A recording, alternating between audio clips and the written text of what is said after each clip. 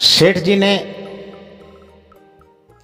सेठानी को ऐसा वचन दिया और कहा कि आज से यह बच्चा, इसका नाम भी किशोर होगा, ये हमारा किशोर, और मैं इसे अपने व्यापार के लाभ का 10% का इसको हिस्सेदार बनाता हूं, ऐसा मैं मानता हूं। और प्रति वर्ष जब व्यापार कारोबार का हिसाब किताब किया जाएगा, जो लाभ होगा उसका 10% हम इसको देंगे। और ऐसी बात होने के बाद सभी अपने कर्म में लग गए। उस परमपिता परमात्मा की बड़ी असीम कृपा है सब पर। वही सबसे बड़ा खिलाड़ी है, सबसे बड़ा जादूगर है। उस परमात्मा की लीला देखिए। 1 साल बाद जब कारोबार का हिसाब हुआ तो सेठ जी को 1 करोड़ रुपए का मुनाफा हुआ।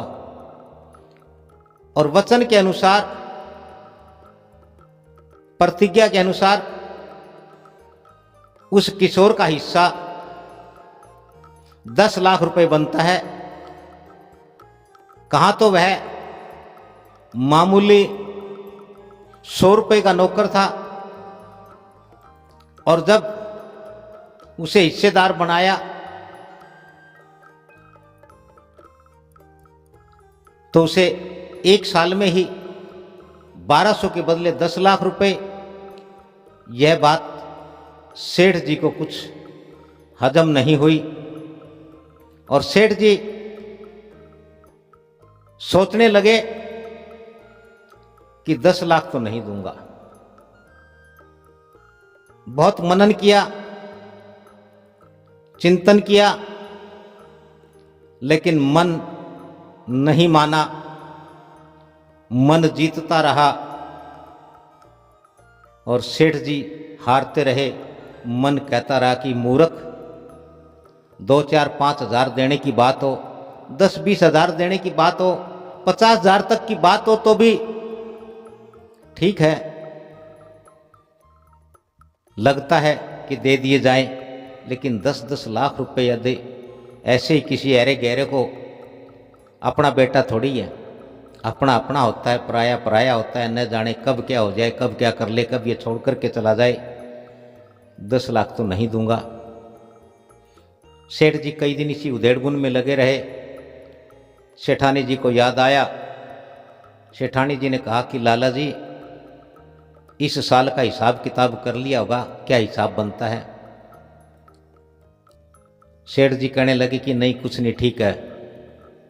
सेठानी को शक हुआ। सेठानी ने मुख्य मुनीम को बुलाया। सेठ जी से छिप करके उससे पूछा कि कितना मुनाफा हुआ है? तो मुख्य मुनीम ने बताया कि पहली बार इतने वर्षों में, जब से सेठ जी कारोबार करते हैं, 1 करोड़ रुपए का मुनाफा हुआ है। तो कहने लगा सेठानी जी, आपने बात क्यों पूछी? तो सेठानी ने मुनीम जी से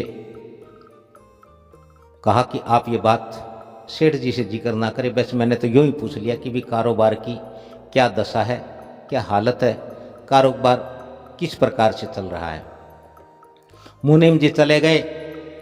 सेठानी मन ही मन सोचने लगी कि इस बच्चे का भाग्य देखिए। निश्चित ही ये भाग्यशाली बेटा है, भाग्यशाली बच्चा है, जिसके भाग में पहली बार हिस्सेदारी करते ही 10 लाख रुपए आते हों या आए हों। वह कितना भाग्यशाली, निश्चित ही है हमारा बेटा है, ये सेठ का बेटा है, कारोबारी का बेटा है। शाम को फिर सेठ जी आए। सेठानी ने फिर पूछा कि सेठ जी, कितना मुनाफा हुआ? किशोर के हिस्से का क्या हुआ? किशोर का कितना हिस्सा बनता है? सेठ जी दुविधा में फंस गए, पैसों पेश में पड़ गए। ऐसा कैसे हो सकता है, कैसे दे दूं 10 लाख रुपए? सेठानी तो बुद्धिहीन है, औरतों के पास बुद्धि होती ही कब है। ये तो मन के फेर में, मूर्खता के कारण या औलाद नहीं होने कि इस दुख ने इसको भावुक बना दिया है, और इस भावना में बह कर के ये ऐसा कह रही है। एक पराई को अपना बेटा मान लिया। किसी को बेटा कहना तक तो ठीक है, लेकिन ऐसे किसी को 10 लाख रुपए कैसे दे दिए जाए? तो सेठ जी ने कहा कि नहीं, कोई बात नहीं, ठीक है, कुछ ठीक करेंगे। और सेठ जी ने एक बहुत ही बुरी योजना अपने दिमाग में घड़ डाली। और सेठ जी कहने लगे कि देखो, इसका घर परिवार हमने देखा नहीं, निश्चित ही जैसा ये बच्चा, ये किशोर कह रहा है, गरीब है, तो ज़्यादा पैसे देना उनको ठीक नहीं है। यूँ करते हैं, एक बार उनके पास 10,000 रुपये भिजवा देते हैं। तो सेठानी ने भी कहा कि ठीक है, और सेठ जी ने सेठानी को समझाया कि इसी का तो है, इतने पैसे तो बहुत, इसके घर वालों का काम चल जाएगा, और भी ज़रूरत पड़ती रहेगी, हम भिजवाते रहेंगे। लेकिन तो सेठानी ने कहा ठीक है। सेठानी मान गई। सेठ जी ने कारखाने से एक नौकर बुलाया और सेठानी के आगे उससे कहा कि तू इस किशोर के घर जाना, इससे पूरा पता लिख ले, और इसके घर मैं तुझे कुछ धनराशि दूंगा, सुरक्षित रूप से इसके घर पहुंचा के आनी है। और सेठानी से कहा कि सेठानी कितने पैसे भेजने हैं?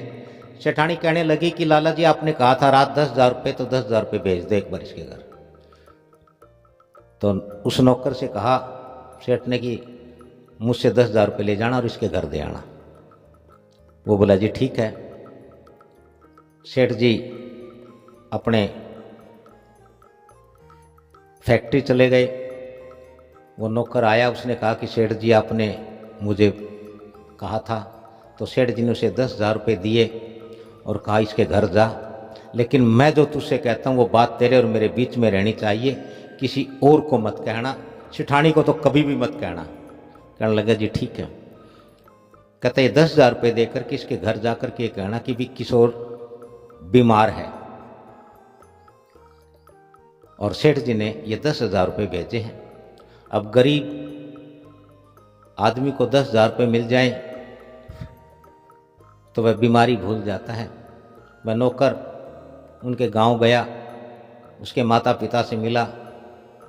सबसे पहले उसने अपना परिचय दिया कि मैं आपके बेटे किशोर के वहाँ से आया हूँ, और सेठ जी ने उसको बड़ा अपना लाडला पुत्र मान रखा है, और उसके पास इतना काम है, इतना वो व्यस्त है कि वह आ नहीं सकता, तो मुझे भेज दिया है। 10,000 रुपये दिए। उनकी खुशी का पारावार नहीं रहा, और कहा कि लेकिन एक थोड़ी सी बुरी खबर है कि किशोर अभी बीमार है। बाकी सेठ जी लगे हुए हैं।